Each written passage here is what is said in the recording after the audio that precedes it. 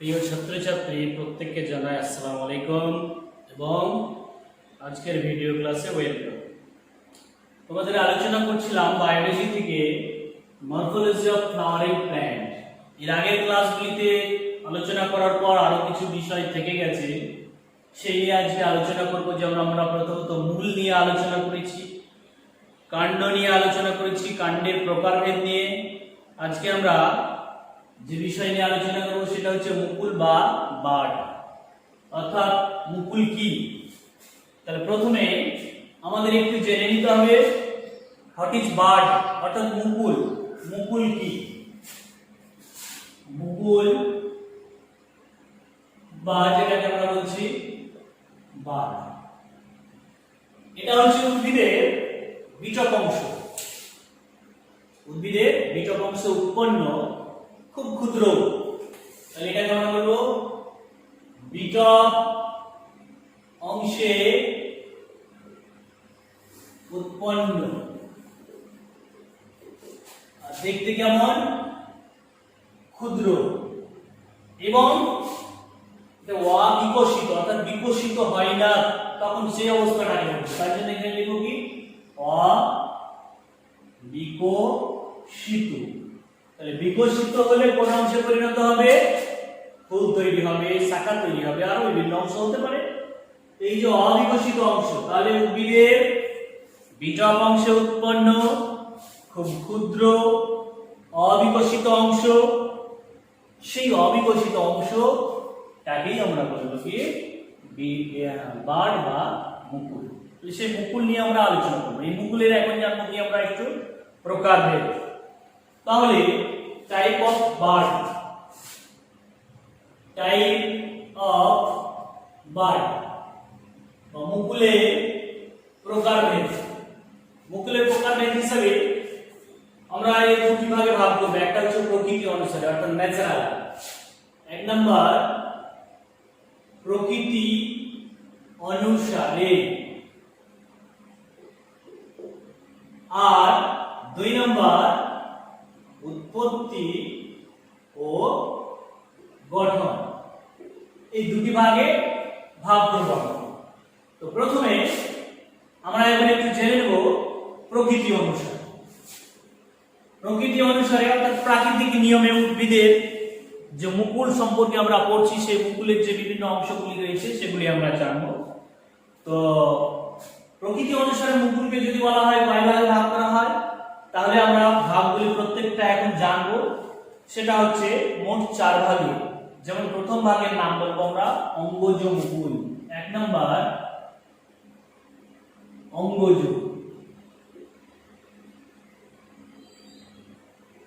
অঙ্গজ মুকুল, প্রথম ভাগের নাম বললাম অঙ্গজ মুকুল, অর্থাৎ উদ্ভিদের যে মুকুল বিটক অংশে উৎপন্ন হয়, যেখান থেকে কি উৎপন্ন হবে? নতুন কাণ্ড এবং শাখা। তাহলে বিটক অংশ উৎপন্ন হয় যে মুকুল এবং যেখান থেকে কাণ্ড এবং শাখা উৎপন্ন হবে, তাহলে এটার নাম লিখে রাখি আমরা কাণ্ড ও শাখা। যেখান থেকে উৎপন্ন করবে যে মুকুল, সেটাকে আমরা বলবো অঙ্গজ মুকুল। আর দুই নাম্বার আমরা বলবো পুষ্প মুকুল। দুই নাম্বার পুষ্প মুকুল। পুষ্প মুকুল বলতে উদ্ভিদের যে বাড বা মুকুল কি গঠন করবে? পুষ্প। পুষ্প অর্থাৎ ফুল গঠন করবে। তাহলে সেই মুকুলকে আমরা বলবো, অর্থাৎ এখানে আমরা লিখতে পারবো ফুল গঠন।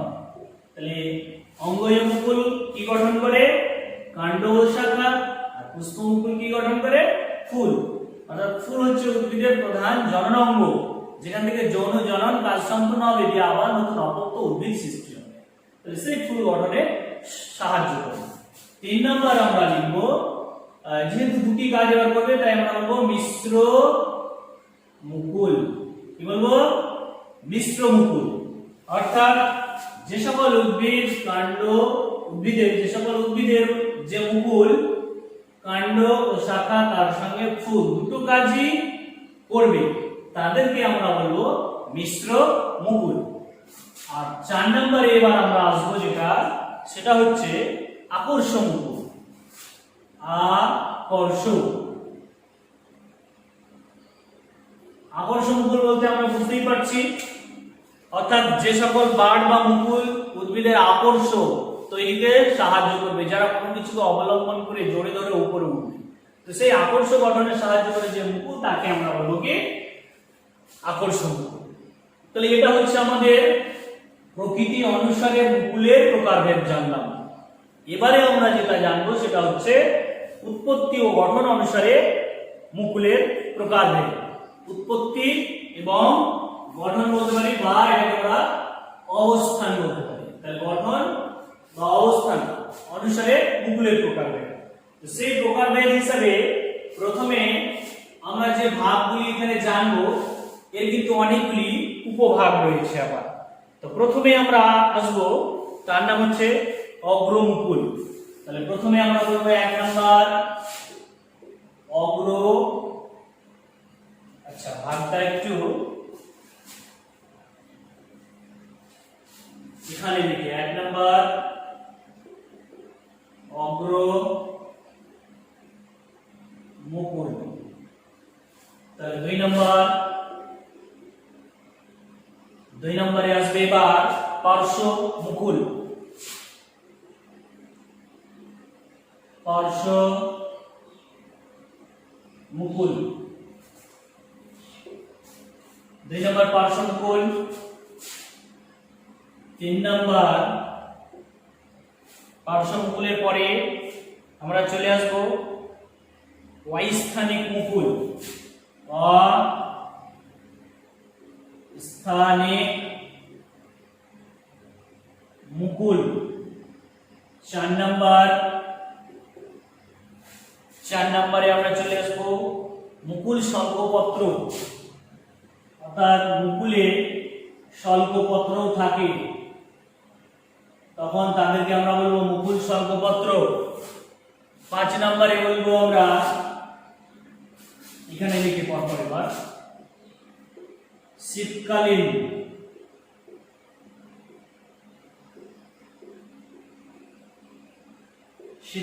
মুকুল।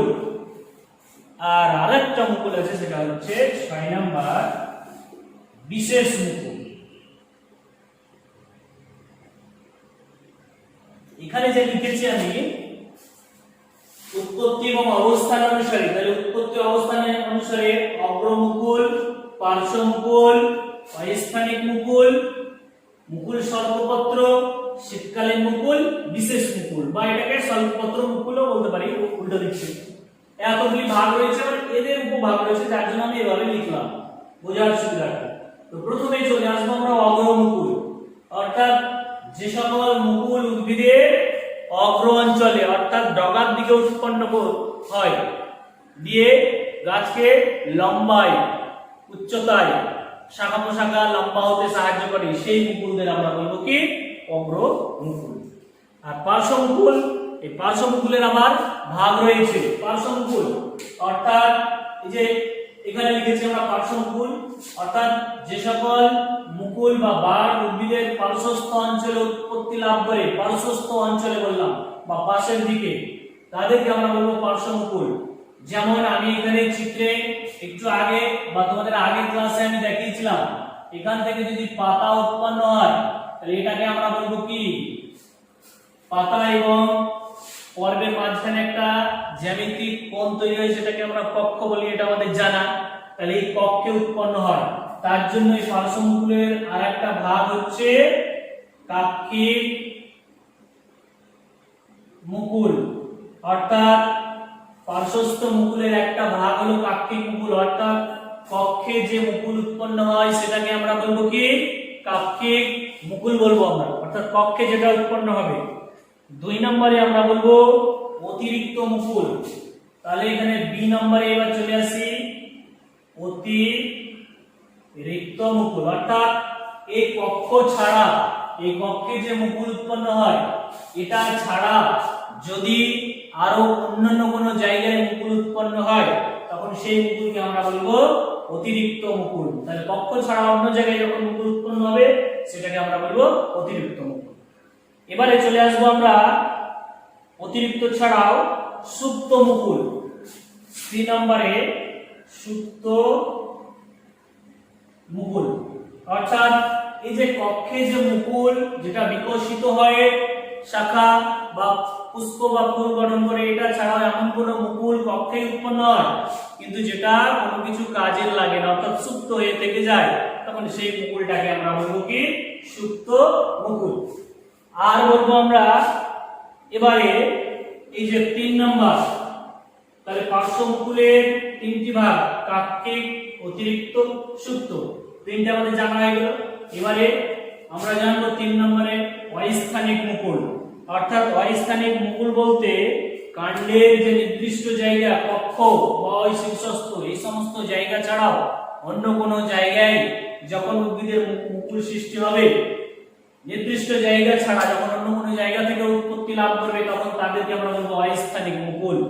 এবারে এই অস্থানিক মুকুলের প্রকারভেদ একটু আমরা জেনে নেব। তাহলে আমি ভাগটা এখানে আরেকবার লিখি, অস্থানিক মুকুল। এই অস্থানিক মুকুলের ভাগ রয়েছে, সেই ভাগগুলি যেমন প্রথম ভাগ হিসেবে আমরা লিখব পত্রাশ্রয়ী মুকুল। পত্রাশ্রয়ী,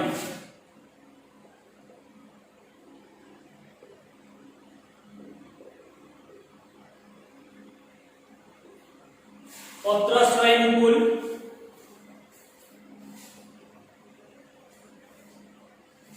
অর্থাৎ যদি আমরা কোন উদ্ভিদের, এটা হচ্ছে একটা যদি পাতা হয়,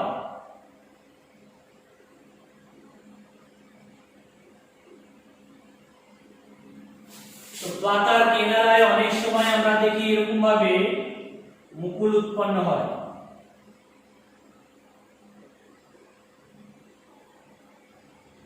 এরকম ভাবে অনেক সময় আমরা পাতার কিনারাতে মুকুল দেখি। যে মুকুলগুলা বিকশিত হয়ে কোষে পড়ে, সেখান থেকে পূর্ণাঙ্গ উদ্ভিদ তৈরি হয়।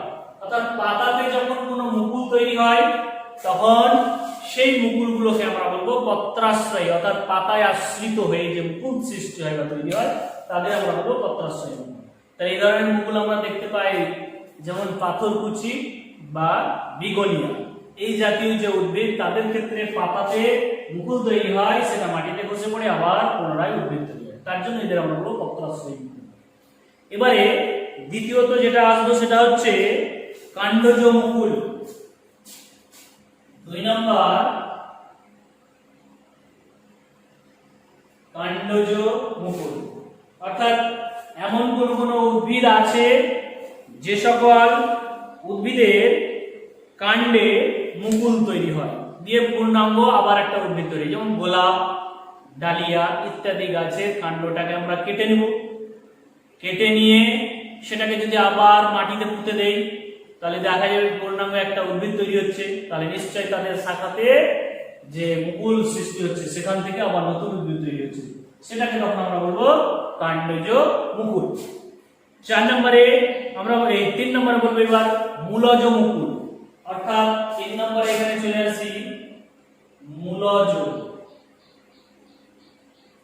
অর্থাৎ মূলে অনেক সময় মুকুল সৃষ্টি হয়। তাহলে মূলে মুকুল সৃষ্টি হয় এরকম আমরা দেখতে পাই, যেটা মিষ্টি আলু বা রাঙা আলু বলি। তাহলে মিষ্টি আলু বা রাঙা আলু যদি হয়, তাহলে সেক্ষেত্রে আমরা দেখতে পাই যে এরকম ভাবে গাছটাতে তার মূলে মুকুল তৈরি হয়।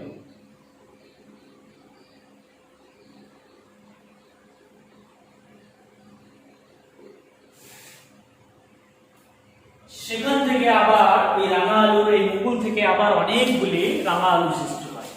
তাহলে এটাকে আমরা তখন বলবো কি মূলজ মুকুল। আর যেটা আমরা বলবো এবার সেটা হচ্ছে, এখানে দেখতে পাচ্ছি আমরা মুকুল স্বল্পপত্র।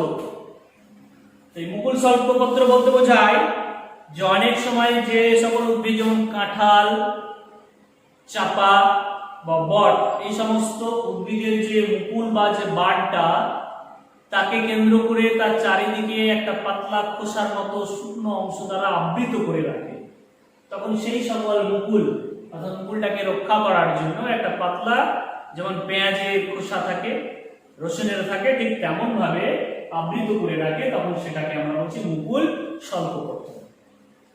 এবারে চলে আসবো আমরা শীতকালীন মুকুল। এখানে লিখেছি আমরা শীতকালীন মুকুল, মানে এমন কিছু কিছু উদ্ভিদ রয়েছে যাদের মুকুল সুপ্ত অবস্থায় থেকে যায় কিন্তু গাছের সম্পূর্ণ অংশ ঝরে পড়ে যায়।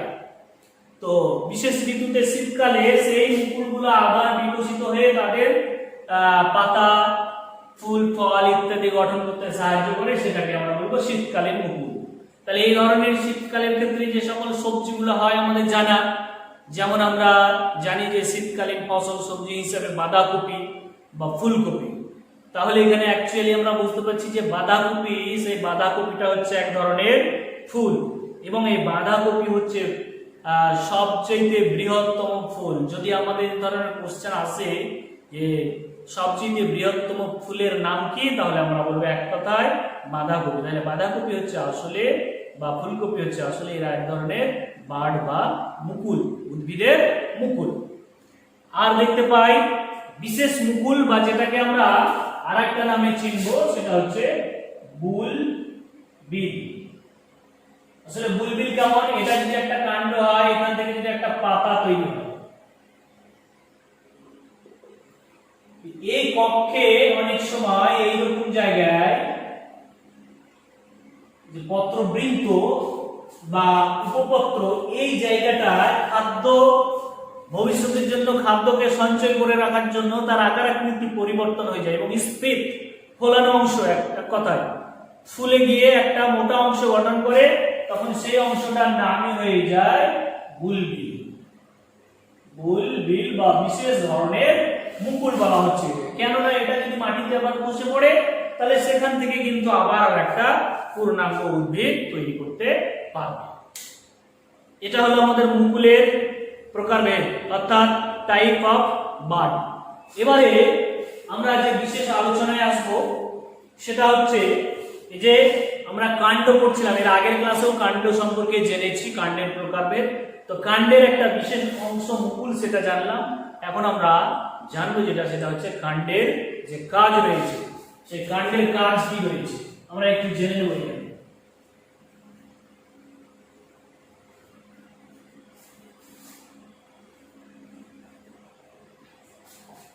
তাহলে কাণ্ডের দুই ধরনের কাজ রয়েছে।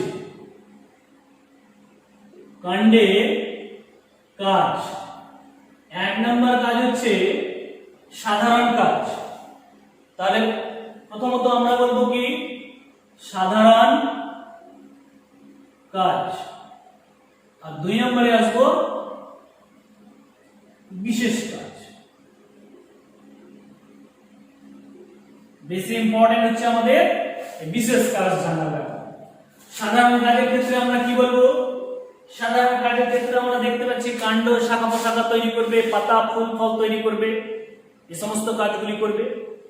আর কাণ্ডে অনেক উদ্ভিদের কাণ্ড সবুজ বর্ণের হয়, বা যে সবুজ বর্ণের পাতা তৈরি করছে সালোক সংশ্লেষের মাধ্যমে খাদ্য তৈরি করে, বা খাদ্য তৈরি করার জন্য যে প্রয়োজনীয় যে জল, খনিজ মৌল, সেটা কিন্তু উদ্ভিদ মূল দ্বারা শোষণ করে এবং কাণ্ডের মাধ্যমে পাতায় পৌঁছে দেয়। আবার পাতাতে যখন খাদ্য তৈরি হয় কাণ্ডের মাধ্যমে দেহের সর্বত্র ছড়িয়ে পড়ে। কাণ্ডে পর্বমধ্য থাকে ইত্যাদি বিষয়গুলা ঘটাতে সাহায্য করছে, সেটা হচ্ছে কাণ্ডের সাধারণ কাজ। এখন বিশেষ কাজ কি রয়েছে কাণ্ডে? বিশেষ কাজ অর্থাৎ যেগুলোকে আমরা বলবো স্পেশাল ফাংশন। বিশেষ বলতে এখানে স্পেশাল,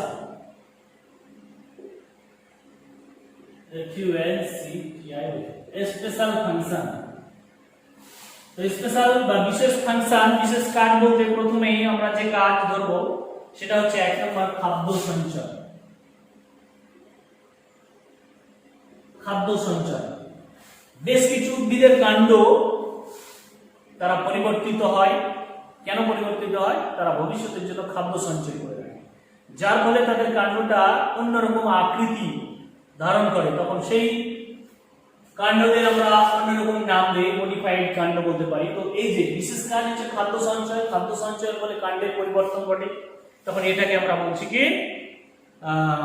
মানে উদ্ভিদের বিশেষ কাজ হিসেবে খাদ্য সঞ্চয়। যেমন আলুর ক্ষেত্রে আমরা দেখতে পাই যে খাদ্য সঞ্চয়ের জন্য মোটা স্থিত হয়ে যায়। তো এটা হচ্ছে বিশেষ কাজ, খাদ্য সঞ্চয় করা। 2 নম্বর হিসেবে আমরা লিখতে পারি খাদ্য সঞ্চয়ের পর জল সঞ্চয়। তাহলে এখানে আমরা লিখব জল সঞ্চয়। যেমন আমরা নিচু ক্লাসেও পড়েছি ফনিবনসা, অর্থাৎ যারা হচ্ছে ক্যাকটাস জাতীয় উদ্ভিদ বা জেরোফাইট বা জঙ্গল উদ্ভিদ বা আরো সাগুয়ারো, জোসুয়া ইত্যাদি, অর্থাৎ যারা উষ্ণ মানে যেখানকার তাপমাত্রা খুব বেশি, বৃষ্টিপাত খুব কম, সেই সমস্ত এলাকাতে যে সকল উদ্ভিদগুলো জন্মায়, বছরে হয়তো কোনো একটা সময় বৃষ্টিপাত হলো তখন তারা তাদের দেহে জলটাকে সঞ্চয় করে রাখতে পারে। বা বাষ্পমোচন যাতে বেশি না হয় তখন তাদের নানা রকম ভাবে কাণ্ডের পরিবর্তন ঘটায়। যেমন আমি একটা উদাহরণ বললাম ফণিমনসার ক্ষেত্রে। তাহলে ফণিমনসা তারা জল সঞ্চয় করে রাখে, এটা হচ্ছে একটা বিশেষ কাজ। আরো আমরা দেখতে পাবো বিশেষ কাজ হিসাবে আরোহণ, অর্থাৎ 3 নম্বরে এখানে লিখবো আরোহণ। আরোহণ বলতে ক্লাইম্বার্স থেকে আরোহণ, অর্থাৎ উপরে উঠবে। উপরে উঠতে গেলে তার কাণ্ডের যে বিশেষ বিশেষ অংশ, সে পাতা হতে পারে, পর্ববদ্ধ হতে পারে, ডগা হতে পারে, বিভিন্ন রকম অঙ্গকে পরিবর্তিত করে আকর্ষ তৈরি করে বা জোরে ধরে কাণ্ডের সাহায্যে উপরে উঠে, সেটাকে আমরা বলছি আরোহণ। তো আরোহণের সাহায্য করে, এটা হচ্ছে কাণ্ডের বিশেষ কাজ। আরো যেটা দেখতে পাই সেটা হচ্ছে আত্মরক্ষা। 4 নম্বর আত্মরক্ষা। আত্মরক্ষা বলতে নিজেকে রক্ষা করে। এমন কোন কোন উদ্ভিদ রয়েছে যারা তাদের পেরেকের মতো মোটা মোটা কাঁটা তৈরি করে। যেমন বেল গাছে দেখেছি কি সুন্দর মোটা মোটা কাঁটা আছে। তারপরে খেজুর গাছ, এই সকল উদ্ভিদের ক্ষেত্রেও কিন্তু কাঁটা রয়েছে। এগুলো থাকার কারণ হচ্ছে বা ফণিমনসা তারা নিজেদেরকে রক্ষা করে, অন্য কোনো উদ্ভিদ বা কেউ যেন তাকে অ্যাটাক না করতে পারে, সেজন্য এটাকে আমরা তাহলে বলবো কাণ্ডের বিশেষ পরিবর্তন বা বিশেষ কাজ হিসেবে আত্মরক্ষা। তারপরে আরো আমরা বলতে পারি, এখানে নেই, আমি আরো একটা বলতে পারি বাষ্পমোচন রোধ। বাষ্পমোচন অর্থাৎ কাণ্ডের পরিবর্তন ঘটে, অর্থাৎ কাণ্ডের অংশ হিসেবে পাতাকে পরিবর্তিত করে কাঁটায় রূপান্তরিত করে, তাহলে বেশি জল বাষ্প আকারে ত্যাগ হবে না, অর্থাৎ জলটাকে ধরে রাখে, সাশ্রয় করে। এটাকে আমরা বলতে পারি প্রচ্ছেদন ক্রিয়া হ্রাস করা। আরো আমরা দেখতে পাই যে অঙ্গজ জনন, অর্থাৎ এই যে বললাম পটল গাছ বা এই যে রাঙা আলু, হ্যাঁ, এই সমস্ত বা এই যে পত্রজমুন, এদের দ্বারা অস্থায়িক মুকুল সৃষ্টি হয়। সেখান থেকে আবার অঙ্গজ জনন, অর্থাৎ অঙ্গের মাধ্যমে বংশবিস্তার ঘটছে, এই জন্য এটাকে আমরা বলবো অঙ্গজ জনন। তাহলে কাণ্ডের মাধ্যমে এটা ঘটছে, এটাকে আমরা বলবো বিশেষ কাজ। এছাড়া আরো একটা যেটা প্রধান কাজ সেটা হচ্ছে যৌন জনন। যৌন জনন বলতে অর্থাৎ যেখানে পুরুষ ফুল এবং স্ত্রী ফুল দুটো আলাদা চারিত্রিক বৈশিষ্ট্য সম্পন্ন ফুল, সে বিভিন্ন বাহক দ্বারা, মৌমাছি, কীটপতঙ্গ, বায়ু, জল ইত্যাদি দ্বারা পরাগ মিলন ঘটে, এটাকে আমরা বলবো যৌন জনন। তো যেহেতু কাণ্ডে পুরুষ ফুল স্ত্রী ফুল উভয় উৎপন্ন হয়, তাই যৌন জননেও সাহায্য করে। এখন আমরা যে বিষয় নিয়ে আলোচনা রাখবো সেটা হচ্ছে কাণ্ডের রূপান্তর। তার আগে আমি একটু বোর্ডটা ক্লিয়ার করি।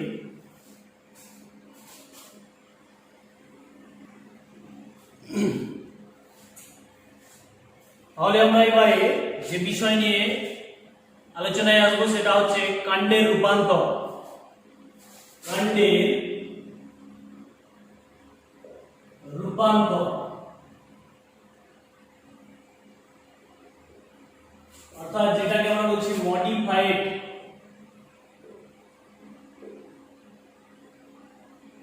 অফ স্টেম বা মডিফিকেশন অফ স্টেম বা মডিফাইড অফ স্টেম, অর্থাৎ কাণ্ডের রূপান্তর। অর্থাৎ উদ্ভিদের যে কাণ্ড সেই বিশেষ কাজ করার জন্য নানা রকম আকৃতি বা নানা রকম রূপ ধারণ করে, সেটাকে বলছি আমরা কাণ্ডের রূপান্তর। তো এই কাণ্ডের রূপান্তরকে 3 ভাগে ভাগ করব। সেই 3 ভাগে ভাগ হচ্ছে, একটা হচ্ছে ভূ নিম্নস্থ কাণ্ড বা যেটাকে আমরা বলি মৃদগত কাণ্ড।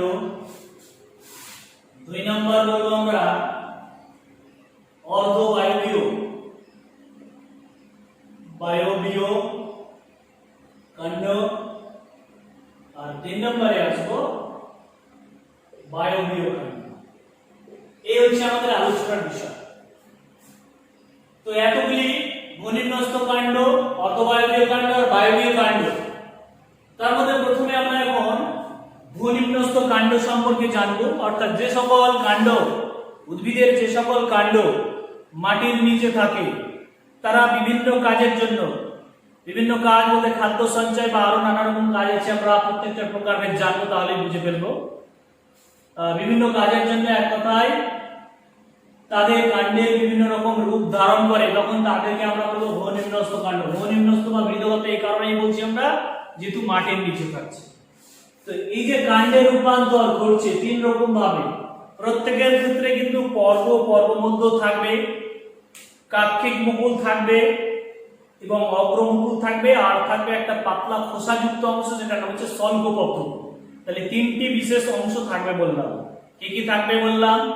1 নম্বর থাকবে সেটা হচ্ছে পর্বমধ্য।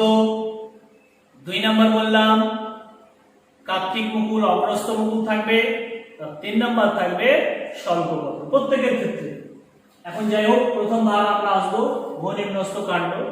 এই ভূনিম্নস্থ কাণ্ডের ভাগ হিসেবে প্রথমেই যেটা আসবে সেটার নাম হচ্ছে 1 নম্বর স্ফীত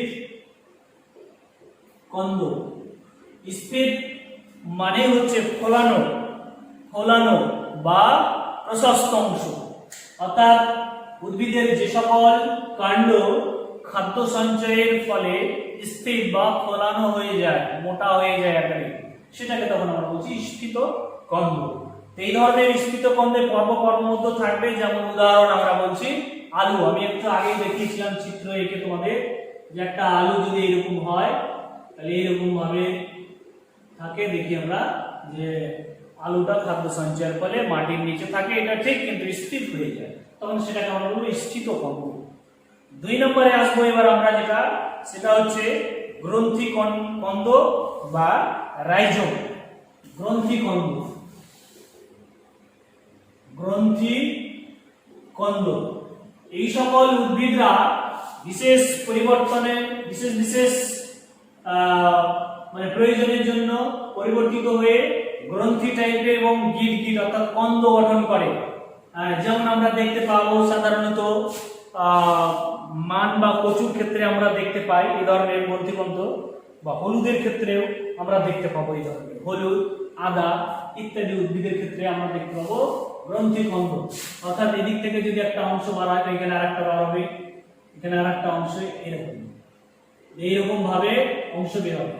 এখানে থাকবে অগ্রমুকুল, এখানে থাকবে পার্শ্বমুকুল, এই যে পর্বমধ্য, এগুলি সবই কিন্তু বর্তমান থাকে আদা, হলুদ বা মান, কচু ইত্যাদির ক্ষেত্রে গ্রন্থিকন্দ। এবারে 3 নম্বরে যেটা আসবো আমরা, সেটা হচ্ছে কন্দ। 3 নম্বর কন্দ বলতে গ্রন্থিকন্দ মানে গ্রন্থি টাইপের, এখানে শুধু কন্দ বলবো। অর্থাৎ এই ভূনিম্নস্থ কাণ্ড বা মৃদগত কাণ্ডের মধ্যে সবচেয়ে আকারের ক্ষুদ্রতম অংশ বা ক্ষুদ্রতম গঠন, সেটারই নাম হচ্ছে কন্দ।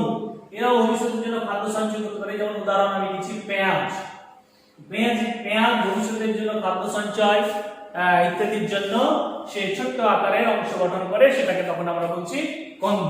এটা দেখতে পাবো আমরা সাধারণত পেঁয়াজের ক্ষেত্রে। যেমন আমি এর আগের ক্লাসে বলেছি, পেঁয়াজের ক্ষেত্রে ভৌম পুষ্পদণ্ড দেখা যায়, অর্থাৎ মাটির নিচে থাকে এবং তার পাতা ভেদ করে একটা লম্বা দণ্ডাকার অংশ উপরে উঠে আসে, সেটাকে ভৌম পুষ্পদণ্ড বলে, যেটা বংশ বিস্তারে সহযোগিতা করে। এবারে কন্দ হয়ে গেল। এবারে আমরা যেটা আসবো সেটা হচ্ছে এই কন্দের আবার প্রকারভেদ রয়েছে। তো কন্দের প্রকারভেদ কি কি সেটা একটু আমরা জানবো।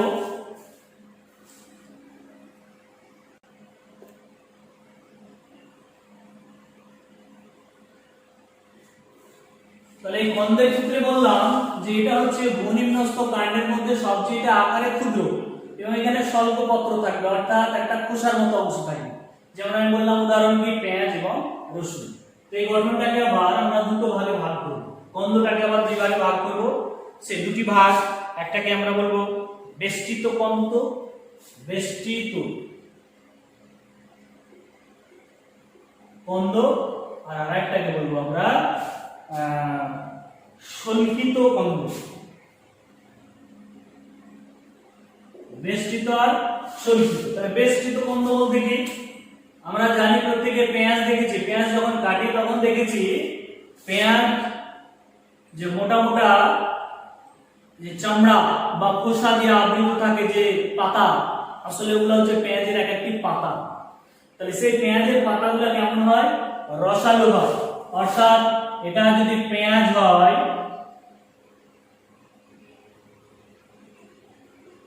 তাহলে এর উপরে আরেকটা এরকম ভাবে থাকে, পর পর পর পর কিন্তু এভাবে আমরা দেখেছি পেঁয়াজ যখন কাটি তখন থাকে। এবং পেঁয়াজের যে পত্র, সেই পত্রগুলা সজ্জিত ভাবে থাকে, অর্থাৎ সেই স্বল্প পত্রগুলি পেঁয়াজের উপরে যে খোসাটা সেটা কিন্তু সজ্জিত থাকে। অর্থাৎ আমার হাতের দিকে খেয়াল রাখলে একটা যদি থাকে, তাহলে তার উপরে আরেকটা এরকম সুন্দরভাবে সজ্জিত থাকে, তার উপরে আরেকটা এরকম সুন্দর, মানে পরপর সুন্দরভাবে স্বল্প পত্রগুলো সজ্জিত থাকবে, সেই জন্য তাদেরকে আমরা বলবো বেষ্টিত কন্দ। আর রসুনের ক্ষেত্রে দেখা যায় সল্কিত কন্দ, অর্থাৎ এক্ষেত্রে যে স্বল্প পত্রগুলি রয়েছে সেই স্বল্প পত্রগুলি সজ্জিত ভাবে থাকে না, আড়াআড়ি ভাবে বা একে অপরের উপরে উল্টো পাল্টা ভাবে সজ্জিত থাকে, এলোমেলো ভাবে সজ্জিত থাকে এক কথায়, তখন তাদেরকে আমরা বলবো সল্কিত। তাহলে বেষ্টিতর উদাহরণ হচ্ছে পেঁয়াজ, সল্কিতর উদাহরণ হচ্ছে রসুন। আর পেঁয়াজ রসুন মিলে গঠন হচ্ছে কন্দ। তাহলে কন্দ বুঝলাম। এবারে আমরা যেটা জানবো সেটা হচ্ছে গুড়ি কন্দ। লাস্ট 4 নাম্বার, সেটা হচ্ছে গুড়ি কন্দ বা কর্ম, যেটাকে আমরা বলবো গুড়ি কন্দ বা কর্ম। গুড়ি কন্দ এটা যেমন কন্দ বললাম, ও নিম্নস্থ কাণ্ডের মধ্যে সবচেয়ে আকারে ক্ষুদ্র বললাম, এটা বললাম ক্ষুদ্র, আর এটা হচ্ছে সবচেয়ে বৃহত্তম। ভূনিম্নস্থ কাণ্ডের মধ্যে সবচেয়ে বড় বা বৃহত্তম, অর্থাৎ মাটির নিচে থাকে এইরকম ভূনিম্নস্থ কাণ্ডের মধ্যে বৃহত্তম কাণ্ড হচ্ছে গুড়ি কন্দ বা কর্ম। এটা সাধারণত আমরা দেখতে পাই ওল গাছে, সেটা স্বল্পপত্র থাকে, উপরের দিকে খোসা অংশ, আর খাদ্য সঞ্চয়ের জন্য একটা বৃহত্তম অংশ গঠন করে, তার জন্য তখন তার নাম হয়ে যায় গুড়ি কন্দ বা কর্ম। তাহলে এটা হচ্ছে আমাদের ভূনিম্নস্থ কাণ্ডের প্রকারভেদ। এবারে আমরা চলে আসবো যেটা, সেটা হচ্ছে অর্ধ বায়বীয় কাণ্ড। তাহলে 2 নম্বরে এবার যেটা আসবো আমরা, সেটা হচ্ছে অর্ধ বায়বীয় কাণ্ড।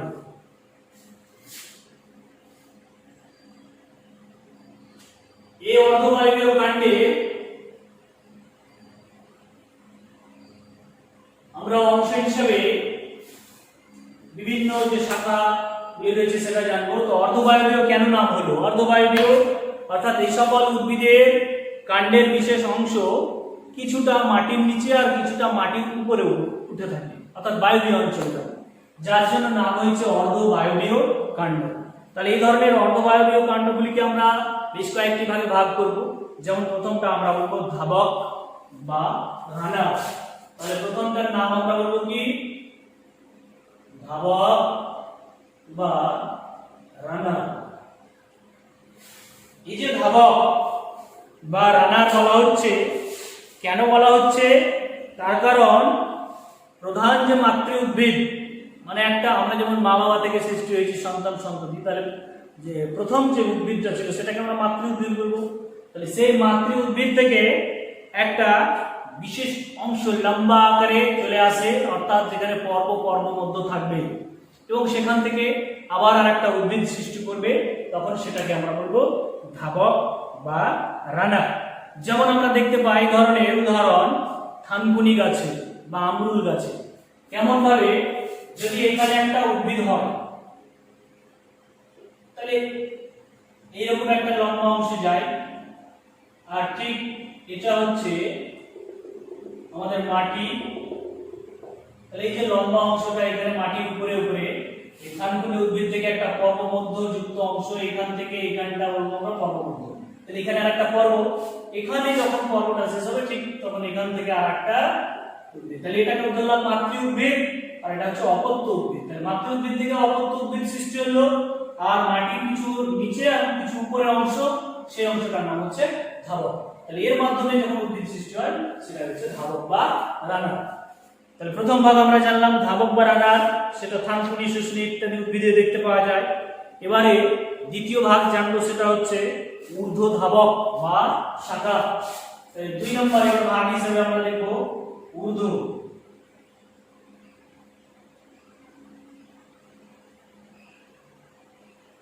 ধাবক বা যেটাকে আমরা বলবো শাখা। ওটাকে বলছিলাম রানার, আর এটাকে আমরা বলবো কি, এটাকে আমরা বলবো শাখা। তো এই ক্ষেত্রে কি ঘটে, উদ্ভিদের যে বিশেষ অংশ, যদি এটা একটা মাতৃ উদ্ভিদ হয় তাহলে এটা হচ্ছে মাটি। তাহলে মাটির নিচে একটা পর্বযুক্ত অংশ বিশেষ মাটির দিকে বেড়ে ওঠে, তারপরে মাটি থেকে ভেদ করে আবার উপরে ওঠে। তাহলে মাটির দিকে এসে আবার উপরে উঠে আসে, সেখান থেকে আবার তার বিটক অংশ তৈরি করে। তাহলে কি বুঝলাম এখানে, যে সকল উদ্ভিদের অর্থাৎ মাতৃ উদ্ভিদের পর্বমধ্যযুক্ত একটা অংশ বা একটা শাখা অংশ মাটির দিকে বৃদ্ধি পায়, তারপরে মাটি ভেদ করে আবার উপরে উঠে সেখানে বিটক অংশ গঠন করবে, তখন সেটাকে আমরা বলবো ঊর্ধ্ব ধাবক, যেহেতু উপরে উঠে আসছে, বা শাখা। তো এটা হলো 2 নম্বর ভাগ। এবারে 3 নম্বরে আসবো আমরা বক্র ধাবক। 3 নম্বরে আমরা চলে আসবো এবার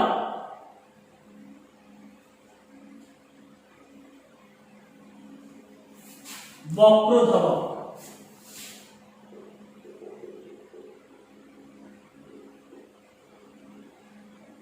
বক্র ধাবক কেন বলা হচ্ছে, তার কারণ বলছে এই সকল উদ্ভিদে বক্র ধাবক বা স্টোলন, কি বললাম, বক্র ধাবক বা স্টোলন। এক্ষেত্রে যে মাতৃ উদ্ভিদ, এটা যদি মাটি হয় তাহলে এখানে যদি একটা উদ্ভিদ সৃষ্টি হয়, অস্থানিক মূল যুক্ত উদ্ভিদ, এখানে শাখা প্রশাখা, এই যে উদ্ভিদটা কি করে, তার এইখান থেকে একটা পর্ব থেকে একটা শাখা উৎপন্ন করে এইরকম বাঁকা হয়। প্রথম দিকে বাঁকা হয়ে বায়বীয় অঞ্চলে যায়। প্রথম দিকে কোথায় যাবে বললাম, বায়বীয় অঞ্চল। তারপর সেটা আবার মাটিকে স্পর্শ করে, এবার সেখান থেকে অস্থানিক আবার মূল হয় নিচের দিকে, আর উপরের দিকে বিটক অংশ গঠন করবে। এই যে বাঁকা বঙ্কিম বাঁকা অংশ, এটার নামই হচ্ছে বক্র ধাবক। এটার নামই হচ্ছে বক্র ধাবক। বুঝা গেল তাহলে? এবারে আর একটা আসবো, সেটার নাম হচ্ছে হর্ষ ধাবক বা অফসেট। 4 নম্বর হর্ষ ধাবক অফসেট। এটা আমরা হয়তো ক্লাস 10 এ শিখেছি, জনন, অঙ্গজ জননের ক্ষেত্রে। এই ক্ষেত্রে কি হয়, অফসেট, কচুরিপানা ইত্যাদি উদ্ভিদ, তারা জলজ উদ্ভিদ। তো এটা যদি একটা কচুরিপানা হয়,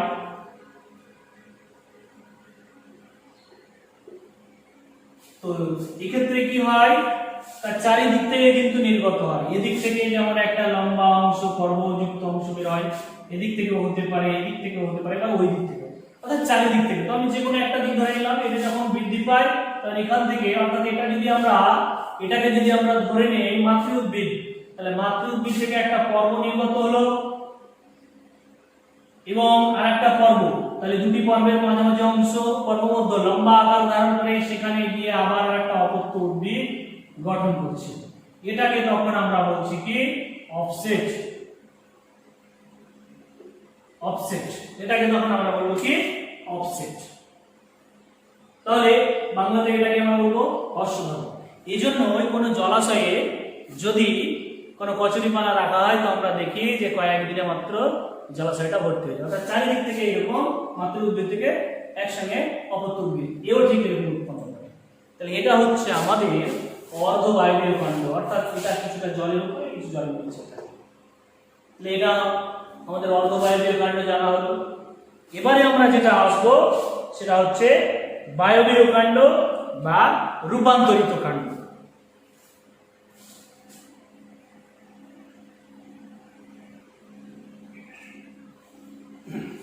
তাহলে এবারে আমরা আসবো প্রথম, দ্বিতীয়, তৃতীয় ভাগ হিসেবে বায়বীয় কাণ্ডের প্রকারভেদ। বায়বীয় কাণ্ডের প্রকারভেদ। বায়বীয় কাণ্ডের প্রকারভেদ হিসেবে প্রথমে, অর্থাৎ বায়বীয় কাণ্ডের প্রকারভেদ যারা আত্মরক্ষার জন্য, খাদ্য সঞ্চয়ের জন্য, জল সঞ্চয়ের জন্য নিজেদের পরিবর্তন ঘটায় এবং যেটা সম্পূর্ণ বায়বীয় অংশ থাকে, অর্থাৎ উপরে মাটির উপরের অংশ, সেটাকে আমরা বলবো বায়বীয় কাণ্ড। এবং তার প্রকারভেদ সেগুলো প্রথমে আমরা দেখতে পাবো ভাগ হিসেবে যে সমস্ত অংশগুলি আমরা দেখতে পাবো সেটা হচ্ছে কাণ্ড আকর্ষ। প্রথম ভাগ আমরা বলবো কি কাণ্ড আকর্ষ, অর্থাৎ এমন কিছু কিছু উদ্ভিদ আছে যারা তাদের কাণ্ডকে পরিবর্তিত করে নিজেদের সুবিধার্থে, দিয়ে আকর্ষে রূপান্তরিত করে, অর্থাৎ যাদের কাণ্ডটা দুর্বল প্রকৃতির, তাহলে কোনো কিছুকে অবলম্বন করে উপরে উঠতে হবে, তার জন্য কাণ্ডের বিশেষ পরিবর্তন ঘটিয়ে আকর্ষে পরিবর্তন করে এই বায়বীয় অংশ তখন তাদেরকে উপরে উঠতে সাহায্য করে। যেমন আমরা কুমড়ো গাছে দেখতে পাই, হ্যাঁ, এটা বা আরো দেখতে পাই হাড় জোড়া ইত্যাদি উদ্ভিদে দেখতে পাই, তখন সেটাকে আমরা বলছি কাণ্ড আকর্ষণ। 2 নম্বরে যেটা আমরা দেখতে পাই সেটা হচ্ছে কাণ্ড কণ্টক। এটাকে আমরা বলবো কি বার কাণ্ড কণ্টক, অর্থাৎ কাণ্ড বিভিন্ন রকম পরিবর্তন হচ্ছে, কোথাও কণ্টক মানে কাঁটাতে, কোথাও আকর্ষণে পরিণত হচ্ছে। তাহলে কাণ্ড কণ্টক কেন বলবো? কোন কোন উদ্ভিদের যে কক্ষে যে মুকুল উৎপন্ন হয়, কাক্ষিক মুকুল, সেটা বিশেষভাবে পরিবর্তিত হয় তাদের নিজের সুবিধার্থে এবং সেটা কাঁটাতে পরিণত হয়। যেমন বেল গাছে দেখতে পাই আমরা কাঁটা উৎপন্ন হলো, তখন সেক্ষেত্রে নিজেকে আত্মরক্ষা করতে সহযোগিতা করে, তখন এদেরকে আমরা বলবো কি কাণ্ড কণ্টক। আর দেখতে পাই আমরা সেটা হচ্ছে, এটা খুব ইম্পর্টেন্ট, পর্ণ কাণ্ড।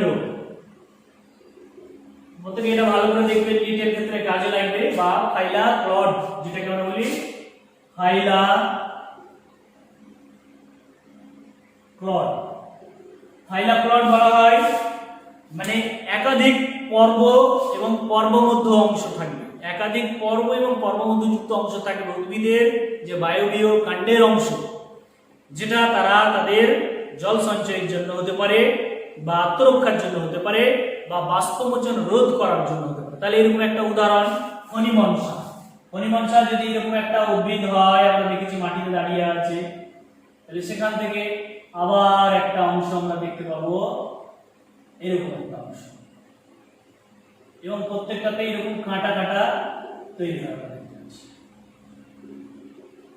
এই যে ফণিমনসার এরকম অংশ আমরা দেখতে পাই, তাহলে এখানে পর্ব পর্ব পর্ব, আর এটা পর্বমধ্য আবার এখান থেকে তৈরি হবে, এটা পর্বমধ্য, ঠিক আছে? তাহলে একাধিক পর্ব এবং পর্বমধ্য যুক্ত থাকবে, তখন সেটাকে আমরা বলবো পর্ণকাণ্ড, ফাইলাক্লড। আর পর্ণকাণ্ড এই কারণে বলা হচ্ছে, তার কারণ এদের পাতা তো কাঁটায় রূপান্তরিত হয়ে গেল, তাহলে খাদ্য তৈরি করার জন্য তখন এদের এই যে কাণ্ডটা তখন চ্যাপ্টা রসালো সবুজ বর্ণের হয়, তখন এই ধরনের উদ্ভিদদের আমরা বলবো পর্ণকাণ্ড। এটা সাধারণত দেখতে পাই জঙ্গল উদ্ভিদ। তাহলে এই ধরনের উদ্ভিদ সাধারণত মরু অঞ্চলের ঊষর পরিবেশে জন্মায়, ঠিক আছে? তাহলে এটাকে আমরা বলবো পর্ণকাণ্ড বা ফাইলাক্লড। এবারে যেটা দেখতে পাবো সেটা হচ্ছে 4 নাম্বার, শুধু আমরা বলবো ক্ল্যাডড বা একক পর্ণকাণ্ড। এটা শুধু পর্ণকাণ্ড, আর এটা বলবো কি একক পর্ণকাণ্ড। বা এটা যদি হয় ফাইলাক্লড, তাহলে এটা হবে শুধু ক্ল্যাডড। অবশ্যই মনে রাখবে এই বিষয়গুলি। ক্ল্যাডড এটি সাধারণত দেখতে পাবো শতমূলী উদ্ভিদ, অর্থাৎ একটি পর্বযুক্ত অংশ থাকবে, একটি পর্ব নিয়ে গঠিত হবে উদ্ভিদের এইরকম বায়বীয় অংশ। যেমন শতমূলীতে দেখা যায় কাণ্ডটা সবুজ বর্ণের হয়, এবং যার ফলে তারা খাদ্য সালোক সংশ্লেষ প্রক্রিয়ায় তৈরি করতে পারে। তাহলে এই ধরনের অংশকে আমরা বলবো কি ক্ল্যাডড। কোন উদ্ভিদে দেখা যায় বললাম? শতমূলী উদ্ভিদে। আর দেখতে পাই আমরা বায়বীয় কাণ্ডের প্রকারের হিসাবে 5 নম্বরে আমরা লিখব, এবার একটু আগে পড়লাম আমরা বুলবিল। বুলবিল হচ্ছে বায়বীয় কাণ্ডের একটা অংশ বিশেষ, অর্থাৎ একটু আগে ছবির মাধ্যমে তোমাদের দেখিয়েছি যে যে পর্বযুক্ত যে অংশ সেই জায়গাটায় কার্তিক মুকুল যখন উৎপন্ন হয়, অর্থাৎ এখানে যদি কাণ্ড হয়, এখানে যদি পাতা উৎপন্ন হয়, তাহলে এই যে কক্ষ, এখানে যে কার্তিক মুকুল সেটা আকারে মোটা হয়, স্থিত হয়, দিয়ে তারপর মাটিতে বসে পড়ে আবার উদ্ভিদ তৈরি হয়। তো এই বিশেষ অংশটাকে, বায়বীয় বিশেষ অংশটাকে আমরা বলবো কি, বুলবিল। আরো দেখতে পাই সেটা হচ্ছে মেকিকন্দ, 6 নাম্বার, সেটা হচ্ছে মেকিকন্দ। তাহলে মেকিকন্দ বলতে কি? মেকিকন্দ বলতে সাধারণত বোঝায় কিছু উদ্ভিদ, যেমন অর্কিড জাতীয় উদ্ভিদ।